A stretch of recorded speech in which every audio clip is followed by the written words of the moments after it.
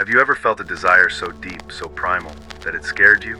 A longing that surged from the shadows of your mind, unbidden and untamed, leaving you breathless with both fear and fascination? If you have, you're not alone. This is the whisper of your sexual shadow, a hidden part of your psyche that holds the key to your most forbidden urges. It's not a flaw to be ashamed of. It's a mystery to be unraveled.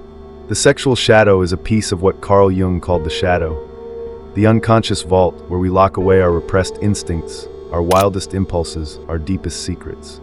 For many, the sexual shadow is the most guarded chamber, stuffed with desires we've been taught to deny, to fear, to bury beneath layers of guilt and expectation. But here's a harsh truth: pretending it doesn't exist doesn't make it disappear. It only gives it more power. Imagine your sexual shadow as a pressure cooker. Every time you suppress a thought, every time you whisper to yourself, "I shouldn't want this," you're tightening the lid. The steam builds, quietly, relentlessly, until the pressure becomes unbearable. And then, it bursts. Take John, for instance. A respected husband and father, he spent decades stifling his sexual curiosity, convinced it was wrong. But the shadow doesn't vanish under denial. It grew into a secret life of reckless affairs that unraveled his family and left him a stranger to himself. This isn't just John's story, it's a warning. Repression doesn't protect you, it sets a trap. Jung saw this clearly. He wrote, "Until you make the unconscious conscious, it will direct your life and you will call it fate." Your sexual shadow isn't a curse, it's a call to awareness. To face it isn't to surrender to chaos, it's to take back the reins. The drama of this awakening is raw, messy, and beautiful. It's the moment you stop running from yourself and start asking, "What am I hiding? And why?" Here's a skill to begin. Sit in stillness for 10 minutes each day. Ask yourself, what desires have I buried? Don't judge the answers, just listen. Write them if you can. This simple act cracks open the door to your shadow, letting light seep into the dark. It's not easy, but it's the first step to freedom. Your sexual shadow is a wild horse, fierce, untamed, and daunting. But once you learn to ride it, it carries you to places of strength and authenticity you never knew existed. Awakening to it isn't the end of the journey, it's the beginning. The question remains, will you dare to look within? What if the most powerful force in your life is the one you refuse to see? The shadow, as Carl Jung described it, is not just a dark corner of your mind. It's the hidden engine driving your fears, your desires, your every unspoken thought. It's the part of you that society, family, and even your own conscience have taught you to bury. But here's the harsh truth: the shadow doesn't disappear when you ignore it. It grows, it festers, it waits for the moment you're weakest to remind you who's really in control. The shadow is your unconscious repository of everything you've deemed unacceptable. Your rage, your envy, your lust, your shame. It's the sum of all the traits you've rejected, the impulses you've stifled, the dreams you've abandoned. But it's not a monster to be slain. It's a mirror reflecting the parts of you that are most human. To understand the shadow is to understand yourself, fully, without illusion. Consider Sarah, a devoted mother and community leader. On the surface, she was the epitome of grace and selflessness. But beneath that polished exterior, her shadow simmered with resentment. She had sacrificed her career, her passions, her very identity for the sake of others, and the bitterness of those choices gnawed at her. One day it erupted, an outburst at a PDA meeting that shocked everyone, including herself. "I didn't even know I was angry," she later confessed. But her shadow did. It had been screaming for years. This is the nature of the shadow. It holds the truths we refuse to face. Jung warned, everyone carries a shadow, and the less it is embodied in the individual's conscious life, the blacker and denser it is. In other words, the more you deny it, the more it controls you. It becomes the invisible hand pulling the strings of your life, turning your choices into compulsions, your fears into fate. But why is the shadow so important? Because it's the gateway to your wholeness. To integrate the shadow is to reclaim the parts of yourself you've disowned, to harness their energy, and to transform them from saboteurs into allies. It's not about indulging every dark impulse. It's about acknowledging them, understanding their roots, and choosing how to channel them. The shadow, when faced, becomes a source of creativity, strength, and authenticity. Here's a skill to start this video. Practice radical self-honesty. Each night, ask yourself, what did I feel today that I didn't want to admit? Write it down. Don't censor. Don't judge. Just observe. This simple act of recognition begins to dissolve the shadow's grip, turning the unconscious into the conscious. It's uncomfortable, yes, but so is growth. The shadow is not your enemy. It's your teacher. It's the part of you that demands to be seen, to be heard, to be integrated. Ignore it, and it will haunt you. Embrace it, and it will set you free. The choice is yours. Will you face the mirror, or will you live in the dark? What happens when you lock away the parts of yourself you'd rather not see? Repression, the deliberate act of burying uncomfortable thoughts, emotions, or desires, feels like a solution. It's a way to silence the noise, to keep up appearances, to convince yourself that everything is fine. But the truth is far darker. Repression doesn't destroy the shadow, it nurtures it. Hidden in the depths of your unconscious, it grows stronger, waiting for the moment to unravel everything you've worked so hard to build. This chapter is a stark warning, a tale of one man's descent into the chaos of his own making, and a call for you to face what you've buried before it's too late. Meet David, a man who seemed to have it all. A successful lawyer in his mid-40s, he lived in a pristine suburban home with his wife, Sarah, and their 2 children. His colleagues envied his sharp mind and relentless drive. His neighbors saw him as the dependable pillar of the community. But beneath this polished exterior, David was crumbling. Since childhood, he'd carried a quiet fear of failure, a nagging sense that he wasn't enough. Rather than confront it, he buried it deep, believing that success would drown out the doubt. He was wrong. Repression is a subtle poison. At first, David didn't notice the cracks. He threw himself into his career, working late nights to win cases and earn praise. But the shadow doesn't sleep. It began to seep out in small, insidious ways. He grew short-tempered, barking at Sarah over a misplaced coffee mug or at his kids for laughing too loudly. At work, he fixated on trivial details, second-guessing every decision. Night after night, he woke from nightmares, faceless figures judging him, endless falls into darkness. Yet he brushed them off as stress. "I just need to push harder," he told himself. But the harder he pushed, the more the shadow pulled. The tipping point came on a rainy Tuesday. David had been juggling a high-stakes case, one that could cement his reputation. Exhausted and distracted, he missed a critical deadline, losing his firm a multi-million-dollar client. The shame hit him like a tidal wave. He could hear his father's voice from years ago, "You'll never amount to anything." Instead of facing that pain, he did what he always did, he repressed it. That night, he poured himself a drink. 1 became 3, then 5. Alcohol became his shield, numbing the guilt he refused to name. Sarah noticed the change. She saw the empty bottles, the way David avoided her gaze. "Talk to me," she begged one evening, her voice trembling. He brushed her off, retreating behind a wall of silence. But the shadow can only be contained for so long. One night, Sarah found a stash of whiskey in his desk drawer and confronted him. "What's happening to you, David?" she cried. The dam broke. Years of buried emotion erupted in a torrent of rage. "You don't get it," he roared, his face contorted with pain. "I'm a failure. I've always been a failure." He hurled accusations, words he didn't mean, until Sarah stood frozen, tears streaming down her face. In that moment, David saw the wreckage of his repression, not just in her eyes, but in the life he'd nearly destroyed. The next morning, David sat alone in his office, the silence deafening. His marriage hung by a thread, his career teetered on the edge, and he felt hollow. But in that emptiness, a truth emerged. He couldn't run anymore. Carl Jung wrote, "The shadow is a moral problem that challenges the whole ego personality, for no one can become conscious of the shadow without considerable moral effort." For David, that effort began with a single step he called a therapist. Week by week, he peeled back the layers of his shadow, learning that his fear of failure wasn't a flaw to erase, but a wound to heal. It was grueling, but it was the beginning of redemption. David's story is a mirror.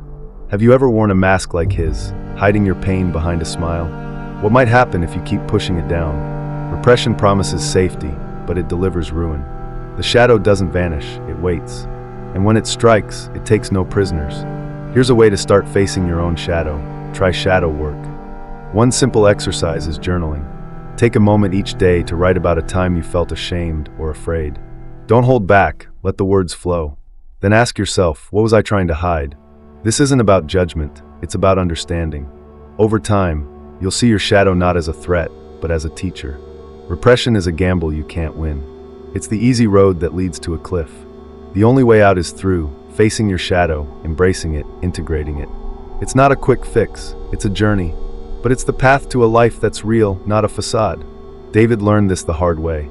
Will you wait for your own breaking point, or will you choose to begin now? What if the answers to your deepest struggles, your wildest dreams, and your most persistent fears aren't out there in the world, but buried within you? Carl Jung, the Swiss visionary, didn't see the unconscious as a mere dumping ground for forgotten memories or shameful secrets. To him, it was a living, breathing wilderness, a vast, uncharted expanse that holds the keys to who we are and who we could become. Ignore it, and you're doomed to a half-lived life. Face it, and you might just uncover the treasure of your soul. Are you brave enough to look? Jung's unconscious isn't Freud's dusty attic of repressed urges. It's a dynamic force, a hidden universe buzzing with energy. It's where instincts collide with archetypes, universal patterns like the wise old man or the trickster, and where the collective wisdom of humankind simmers beneath the surface. This isn't just a storage locker. It's the root of your creativity, your gut feelings, your nightmares. And here's the brutal reality. You're under its sway whether you acknowledge it or not. Jung gave us two game changers, the shadow and the collective unconscious. The shadow is your personal dumpster, the traits you deny, the anger you suppress, the weakness you won't admit. It's ugly, it's messy, and it's yours. Then there's the collective unconscious, a shared pool of human experience. It's why a fisherman in Japan and a teacher in Brazil might dream of the same heroic journey. Archetypes live here, shaping us in ways we barely grasp. Jung said it best, until you make the unconscious conscious, it will direct your life and you will call it fate. That's the kicker. You think you're in control? Think again. The unconscious isn't just a backseat driver, it's got its hands on the wheel. Deny it and it'll sabotage you. Embrace it and it might just save you. Lena was a powerhouse, CEO, marathon runner, the woman who had it all together. But inside, she was unraveling. Night after night, she dreamt of a snarling wolf chasing her through a forest. She'd wake up drenched in sweat, brushing it off as stress. Then came the breakdown, a public panic attack during a board meeting. Humiliated, she turned to a Jungian analyst. Through guided exploration, she met her wolf, her shadow. It was her suppressed rage, her fear of failure, howling for attention. That confrontation was raw, ugly, and liberating. Lena didn't tame the wolf, she learned to run with it. She scaled back her perfectionism, delegated more, and started writing, a dream she'd buried since childhood. Her life didn't just stabilize, it bloomed. Lena's story proves it. The unconscious isn't here to break you, it's here to make you whole. Want to meet your unconscious? Jung's got a tool for that, active imagination. Find a quiet space, close your eyes, and let an image from a dream or feeling bubble up. Maybe it's a figure, a place, a sensation. Don't force it, watch it unfold. Ask it questions. Who are you? What do you want? Write down what happens. It's not about answers, it's about dialogue. Over time, you'll see what's been pulling your strings, and maybe how to pull back. Jung's unconscious isn't a cozy self-help gimmick. It's a plunge into the unknown, a wrestle with your demons, a dance with your destiny. It's exhilarating and terrifying, like standing on a cliff with the wind screaming in your ears. Will you jump? The unconscious holds your shadows, yes, but also your light, your potential, your truth. Jung handed us the compass, but the path is yours. The question isn't whether you're ready, it's whether you're willing. So here you stand, at the edge of yourself. The unconscious isn't a puzzle to solve, it's a story to live. Step into it, and you might just find the life you were meant for. What's stopping you? So you've come this far. You've stared into the abyss of your shadow, felt its weight, and maybe even flinched at its reflection. But awareness is only the beginning. The real work, the gritty, soul-shaping work, starts now. Integrating your shadow isn't about taming a beast. It's about embracing the parts of yourself you've spent a lifetime denying. It's messy, it's uncomfortable, and it's the only path to becoming whole. Are you ready to roll up your sleeves? The shadow, as Carl Jung taught us, is the unconscious part of our psyche where we hide our fears, shame, and unacknowledged desires. It's the traits we project onto others, the impulses we bury, the truths we refuse to face. But here's the paradox. The more you ignore it, the louder it screams. Integration means bringing these hidden parts into the light, not to indulge them, but to understand and accept them. It's the difference between being driven by your shadow and walking beside it. Below are 4 practical ways to start this journey. Each method is a tool, a way to chip away at the walls you've built around your shadow. They're not quick fixes. They require patience, courage, and a willingness to get your hands dirty. But the reward? A life that's authentically yours. 1. Journaling, the mirror of truth. Journaling is your first line of defense against the shadow's whispers. It's a private space where you can confront your thoughts without judgment. Start by asking yourself questions that cut to the core. What traits in others irritate me the most? What do I feel ashamed of? When do I feel most out of control? These questions are keys to unlocking your shadow. Try this. Set aside 10 minutes each day to write without censorship. Let your pen move freely, even if it feels chaotic. Over time, patterns will emerge. Your shadow will start to speak, and you'll be ready to listen. 2. Meditation, the art of observation.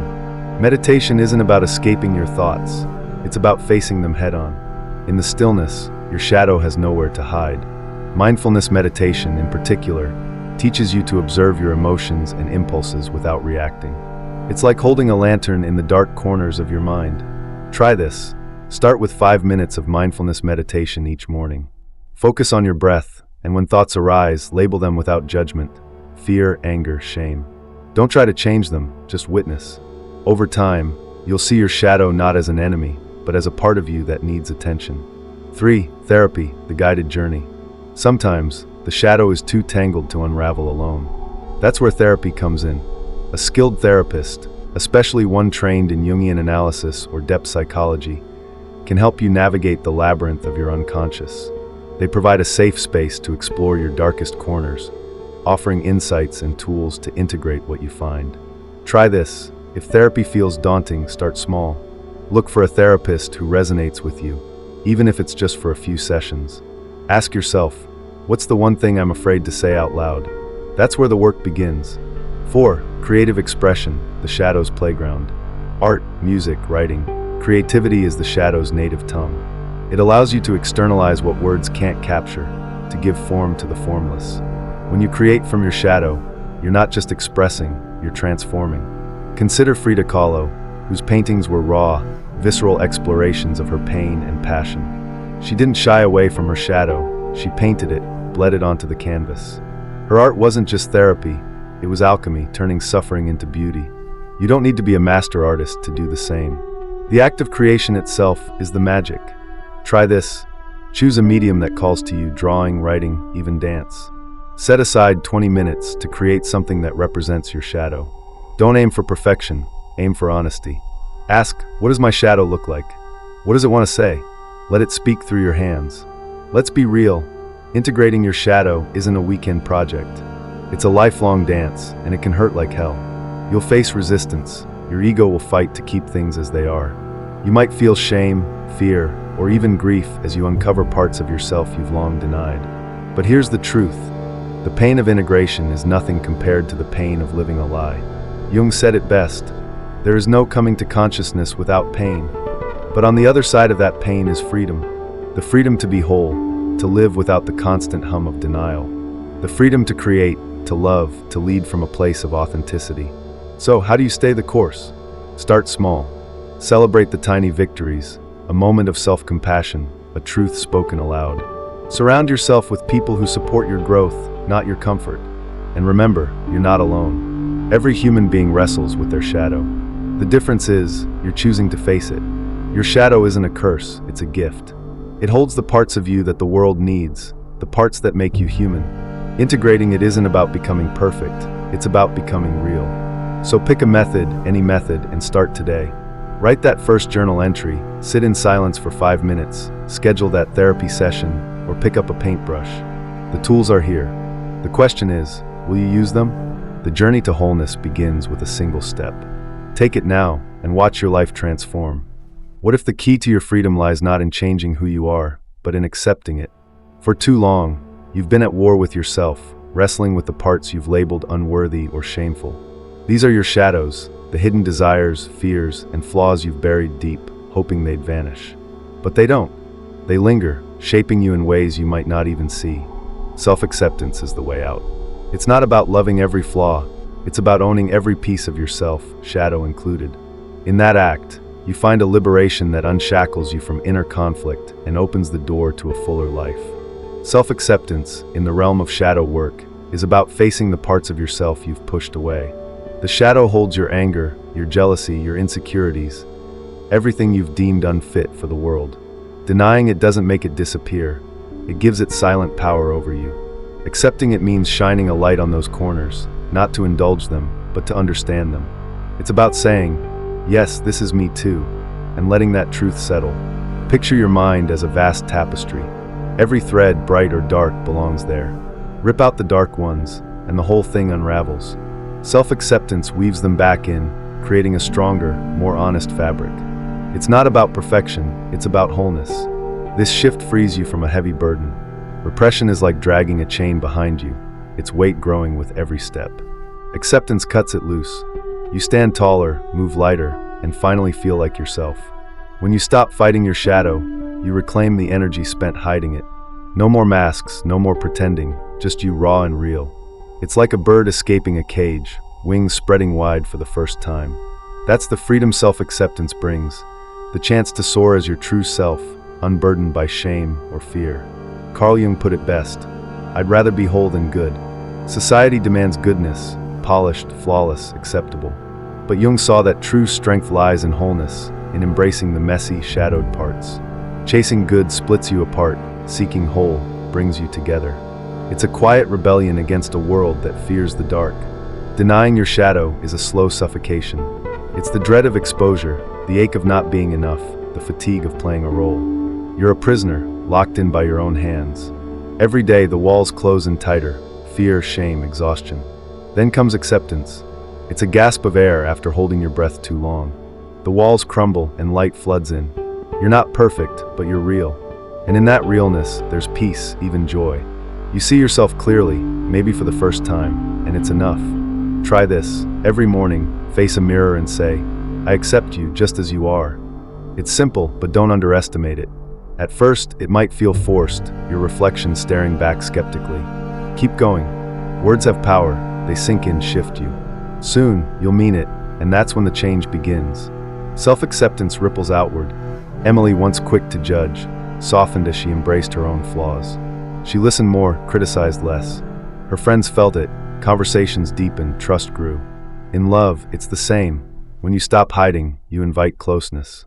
At work, it makes you human, open to mistakes, ready to grow. Accepting yourself doesn't just heal you, it heals the spaces between you and others. Look at Frida Kahlo.